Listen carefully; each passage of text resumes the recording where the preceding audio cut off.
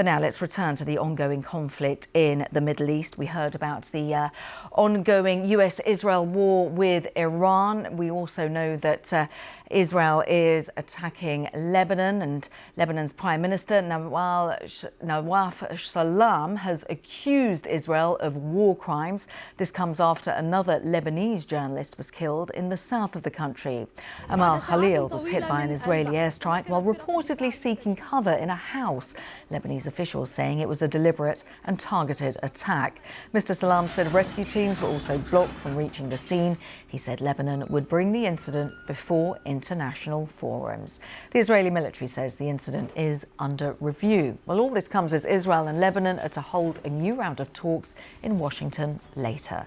Our Middle East correspondent Lina Sinjab is in Beirut with this update. This is not the first journalist who've been killed through this crisis. There were three more who were killed last month, and one earlier was killed also in his apartment while asleep with his family.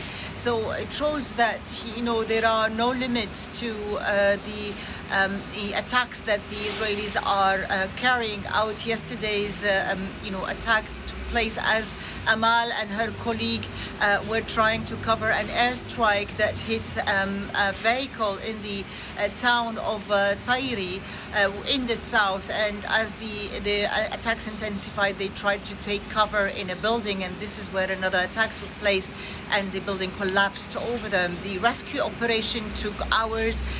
The first rescue operation, they've managed to retrieve to take the camera woman who is still being treated in a hospital nearby, but then after that even the rescue operation came under fire, and they had to wait for 4 hours until the civil defense managed to get inside and reach the site with the Lebanese army, and 3 more hours of digging trying to rescue Amal, but unfortunately they've only managed to retrieve her lifeless body. There is a big cry here in Lebanon, starting with the Lebanese president even issuing a statement condemning the killing. There is a sit-in planned at midday here in Martyr Square in Beirut, and the funeral is going to take place around 4 p.m. local to bury Amal in her village in the south. This is really leaving the Lebanese bitter about the situation. It's not a war against Hezbollah, they say.